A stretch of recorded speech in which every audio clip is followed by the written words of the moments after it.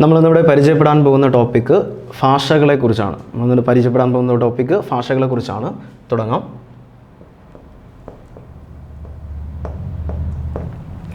ഭാഷകൾ. ആദ്യമേ തന്നെ ഭാഷയുമായി ബന്ധപ്പെട്ട് പറയുകയാണെങ്കിൽ ഭാഷയെക്കുറിച്ചുള്ള പഠനം ചോദിച്ചാൽ ഏതാ? അത് ഫിലോളജി. ഏതാണ്?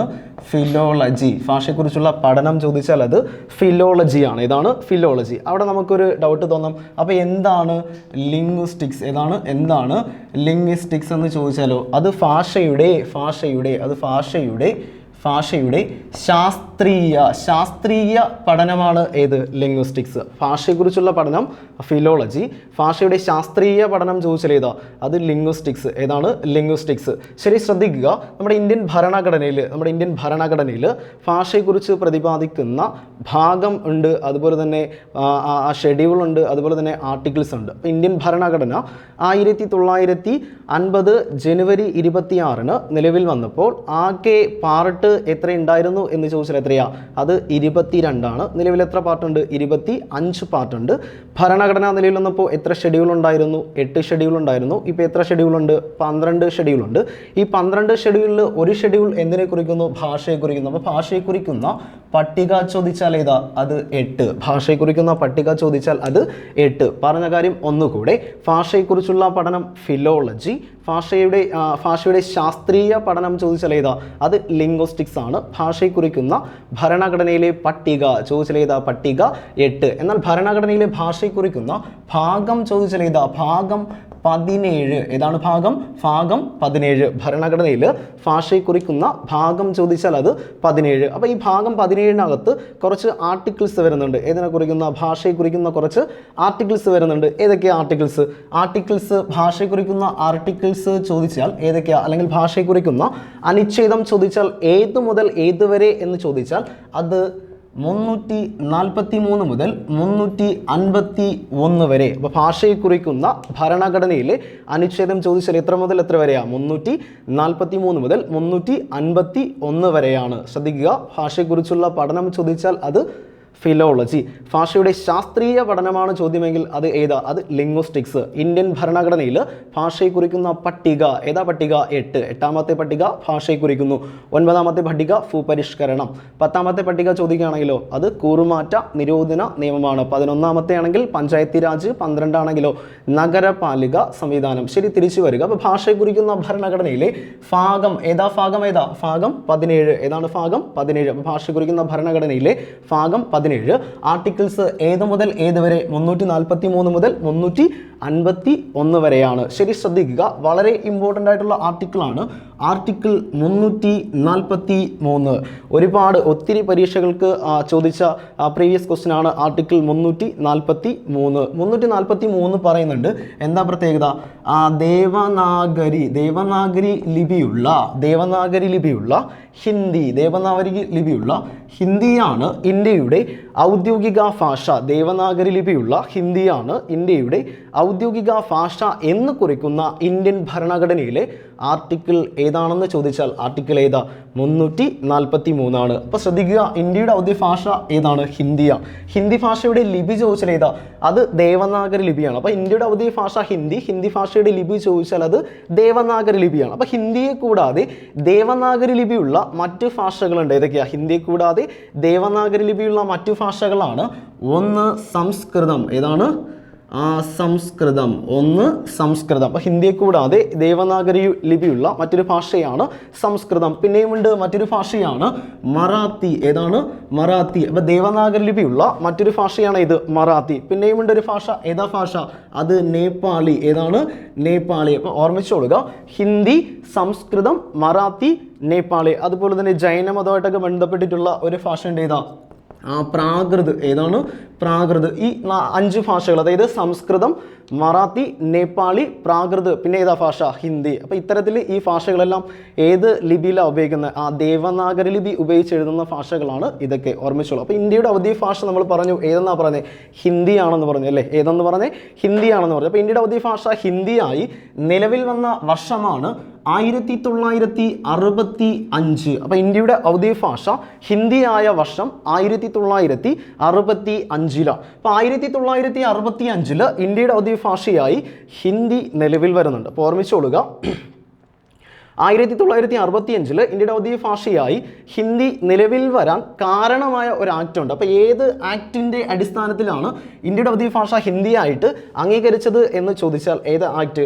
അത് 1963 ഒഫീഷ്യൽ ലാംഗ്വേജ് ആക്ട്. ഏതാണ്? 1963 ഒഫീഷ്യൽ ലാംഗ്വേജ് ആക്ട്, അതായത് ഔദ്യോഗിക ഭാഷാ നിയമം 1963. ഇതിൻ്റെ അടിസ്ഥാനത്തിൽ 1965 ഇന്ത്യയുടെ ഔദ്യോഗിക ഭാഷയായി ഏത് ഭാഷ നിലവിൽ വരുന്നു?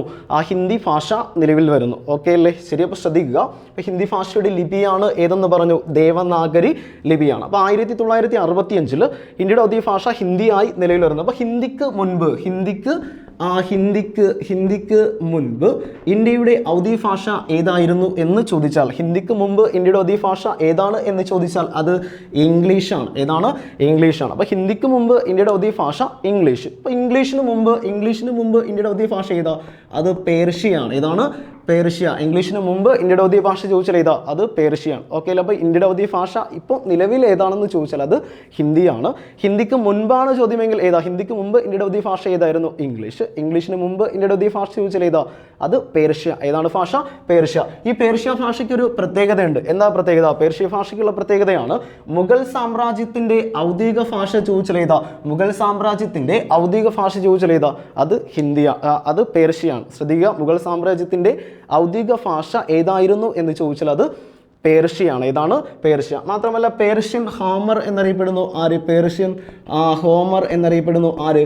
അത് ഫിർദൗസി. ആരാണ്?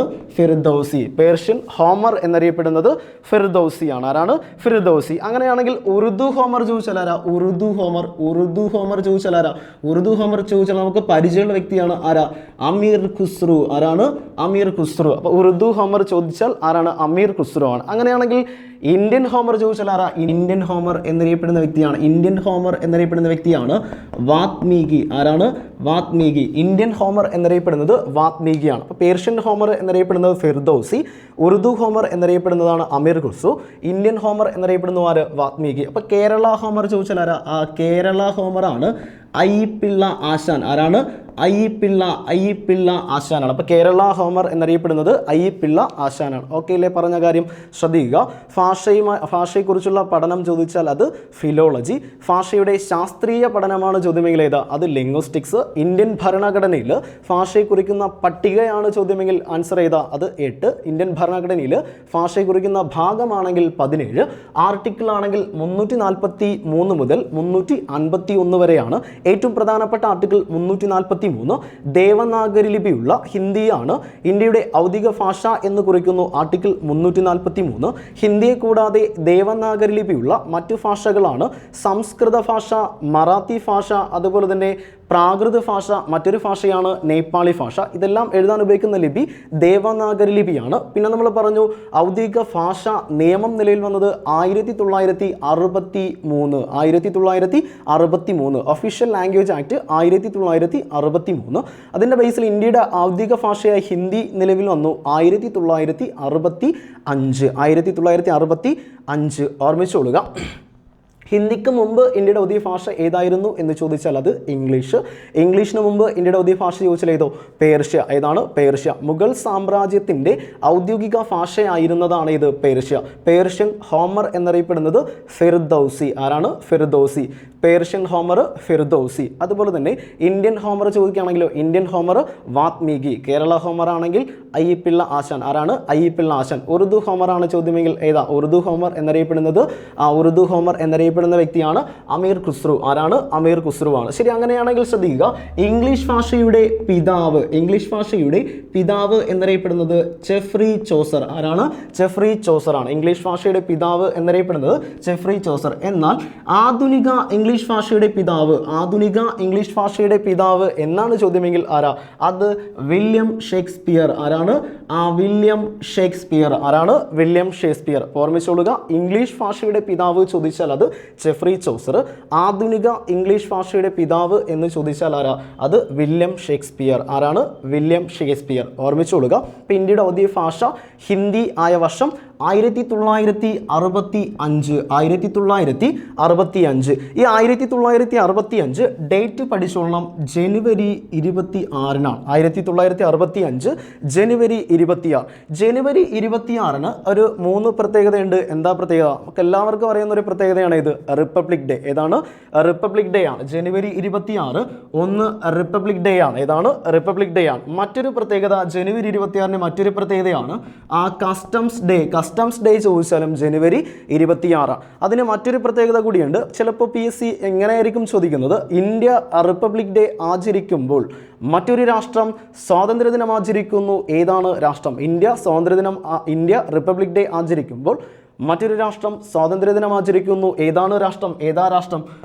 ഓസ്ട്രേലിയ. ഏതാണ്? ഓസ്ട്രേലിയയുടെ ഇൻഡിപെൻഡന്റ് ഡേ ചോദിച്ചാലും എന്നാ? ജനുവരി 26-നാണ്. അപ്പോൾ ഇന്ത്യ ഗവൺമെൻറ് അല്ലെങ്കിൽ ഇന്ത്യയിലെ സർക്കാർ 1965 ജനുവരി 26-ന് ഇന്ത്യയുടെ ഔദ്യോഗിക ഭാഷ ഹിന്ദി ആയിട്ട് അംഗീകരിച്ചു. ഈ ജനുവരി 26 ഉൾപ്പെടെ ഡേറ്റ് ഉൾപ്പെടെ ഒരു പ്രത്യേകത കൂടിയുണ്ട്. അന്നാണ് നമ്മൾ ഇന്ത്യയുടെ ദേശീയ പ്രതിജ്ഞ ആദ്യമായി ചൊല്ലിയത്. ദേശീയ പ്രതിജ്ഞ ആദ്യമായിട്ട് ചൊല്ലിയതും എന്നെന്ന് ചോദിച്ചാൽ 1965 ജനുവരി 26-നാണ്. ദേശീയ പ്രതിജ്ഞ തയ്യാറാക്കിയ ഭാഷയാണ് ഏത് ഭാഷ? തെലുങ്ക് ഭാഷയിലാണ്. ദേശീയ പ്രതിജ്ഞ തയ്യാറാക്കിയ ഭാഷ തെലുങ്ക് ഭാഷയിലാണ്. ദേശീയ പ്രതിജ്ഞ തയ്യാറാക്കിയ വ്യക്തിയാണ് പൈതിമാരു വെങ്കിട സുബ്ബറാവു. ആരാണ്? പൈതിമാരു വെങ്കിട സുബ്ബറാവു അല്ലെങ്കിൽ PV സുബ്ബറാവു എന്നറിയപ്പെടുന്നു. അപ്പോൾ നമ്മുടെ ദേശീയ പ്രതിജ്ഞ തയ്യാറാക്കിയ വ്യക്തിയാണ് പൈതിമാരു വെങ്കിട സുബ്ബറാവു. അപ്പോൾ 1965 രണ്ട് കാര്യം പറഞ്ഞു. ഒന്ന്, 1965 ജനുവരി 26-ന് ഇന്ത്യയുടെ ഔദ്യോഗിക ഭാഷ ഹിന്ദിയായി. മറ്റൊരു കാര്യം പറഞ്ഞു, ഇന്ത്യയിൽ ദേശീയ പ്രതിജ്ഞ ചൊല്ലാൻ തുടങ്ങി 1965 ജനുവരി 26. അതുപോലെ തന്നെ ശ്രദ്ധിച്ചോളുക, ദേശീയ പ്രതിജ്ഞ തയ്യാറാക്കിയ ഭാഷയാണ് ഏത്? തെലുങ്ക് ഭാഷ. തയ്യാറാക്കിയ വ്യക്തിയാണ് ആര്? ഓർമ്മിച്ചോളുക, പൈതിമാരു വെങ്കട സുബ്ബറാവു അല്ലെങ്കിൽ PV സുബ്ബറാവു. ആരാണ്? PV സുബ്ബറാവു. ശരി, ശ്രദ്ധിക്കുക. ഈ ദേശീയ പ്രതിജ്ഞ സ്കൂളുകളിൽ ചൊല്ലിത്തുടങ്ങി 1965 ജനുവരി 26. അങ്ങനെ ദേശീയ പ്രതിജ്ഞ സ്കൂളുകളിൽ ചൊല്ലണമെന്ന് നിർദ്ദേശം നൽകിയ ഒരു കമ്മിറ്റിയുണ്ട്. അതായത് ഏത് കമ്മിറ്റിയുടെ ശുപാർശ പ്രകാരമാണ് ദേശീയ പ്രതിജ്ഞ സ്കൂളുകളിൽ ചൊല്ലാൻ തുടങ്ങിയത് എന്ന് ചോദിച്ചാൽ ആൻസർ ഏതാ?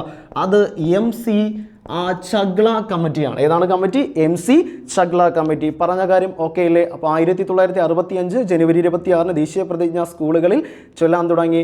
ദേശീയ പ്രതിജ്ഞ സ്കൂളുകളിൽ ചൊല്ലണമെന്ന് നിർദ്ദേശം നൽകിയ കമ്മിറ്റിയാണ് MC ചഗ്ല കമ്മിറ്റി. ഏതാ കമ്മിറ്റി? MC Chagla committee. ശരി, ശ്രദ്ധിക്കുക. 1965-ലാണ് നമുക്കറിയാം KSRTC നിലയിൽ വന്നത് 1965-ലാണ്. അല്ലെ, 1965-ലാണ് KSRTC നിലയിൽ. മാത്രമല്ല 1965-ലാണ് കേരളത്തിൽ ആദ്യമായി തൂക്ക് മന്ത്രിസഭ നിലയിൽ വന്നത്. 1965-ലാണ് കേരളത്തിൽ ആദ്യമായി തൂക്ക് മന്ത്രിസഭ നിലയിൽ വന്നു. 1965-ലാണ്. മാത്രമല്ല ഓർമ്മിച്ചോളുക, ശങ്കരക്കുറുപ്പിന് ജ്ഞാനപീഠം കിട്ടിയ വർഷം എന്ന 1965-ലാണ്. അപ്പോൾ ഓർമ്മിച്ചോളുക, KSRTC നിലയിൽ വന്നത് 1965. അതുപോലെ തന്നെ ശ്രദ്ധിച്ചോളുക, കേരളത്തിൽ ആദ്യമായി തൂക്ക് മന്ത്രിസഭാ നിലയിൽ വന്നു 1965. ശങ്കരക്കുറുപ്പിന് ജ്ഞാനപീഠം കിട്ടി വർഷം ചോദിച്ചാൽ എന്ന 1965 തന്നെയാണ്. ഓർമ്മിച്ചോളുക, രാഷ്ട്രഭാഷ ഹിന്ദി ആയത് എന്ന 1965-ലാണ്. രാഷ്ട്രഭാഷ ഹിന്ദി ആയത് 1965. ഓർമ്മിച്ചോളുക. അതുപോലെ തന്നെ ശ്രദ്ധിച്ചോളുക, തൃശ്ശൂരിൽ റേഡിയോ നിലയം. എവിടെ? തൃശ്ശൂരിൽ റേഡിയോ നിലയം നിലവിൽ വന്നത് 1965-ലാണ്. തൃശ്ശൂരിൽ റേഡിയോ നിലയം നിലവിൽ വന്നത് 1965-ലാണ്. മറ്റൊന്ന് ഓർമ്മിച്ചുകൊള്ളുക, ആ സി, നമ്മളുടെ സി എന്താ ഉപയോഗിക്കുന്നത്? Kerala state road transport corporation. അവിടെ ഇവിടെ സി നമ്മൾ ഓർമ്മിച്ചുകൊള്ളുക, എന്താ?